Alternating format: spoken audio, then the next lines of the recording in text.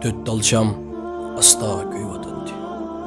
Etrapning tinchligida ularning suhbatlari anglashga boshladi. Birinchi sham so'z boshlab mundaq dedi: "Men tinchlik bo'laman. Hech kim mening yenib turishimni xohlamadi. Shunga o'zimning o'chib qolganligimni bilaman." Uzun o'tmay birinchi sham rostila o'chib qoldi. Ikkinchi sham eg'iz ochdi va "Men ishonch bo'laman. İnsanlar hazır meni kerak qilmas bo'lib ketdi. Shunga endi mening yenib turishimning hojati qolmadi" dedi va orqadan yolqini azlab o'chib qoldi. Uchinchi sham o'chgan ikkinchi shamga qarab eg'ir bir o'sni o'tib, to'rtinchi shamga qarab "Men sevgi bo'laman. Mening va endi yenib turgudak majolim qolmadi. İnsanlar meni bir bulunga tashlab qo'yg'achqa, men mu ahmiyatimni yo'qotdim.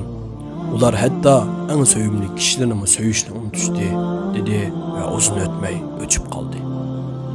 Del şu çağda sırttan bir küçük bola yügrep girdi ve öçüp kalan çuçamını görüp "Sizler nemişke öçüp kaldınlar? Sizler menge uyunup duruşanlar gerekti o. Sizlerini kim öçürüp koydu?" degen içi yığlaşqa başladı. Balanın yığısı içi deyalmagan dördüncü şam balaga qarab durup "Balam, korkma. Men öçüp kalgan üç şamni qayta yandıra alayman.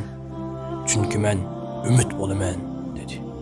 Bu gaplarni anlagan balaning ko'zlari chaqnab ketdi va ümitni qo'liga ilib öçüp kalgan üç tal şamni qayta yandırdı.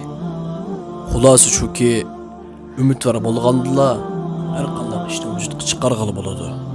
Shunga har bir insonning ümit var bo'lishi kerak.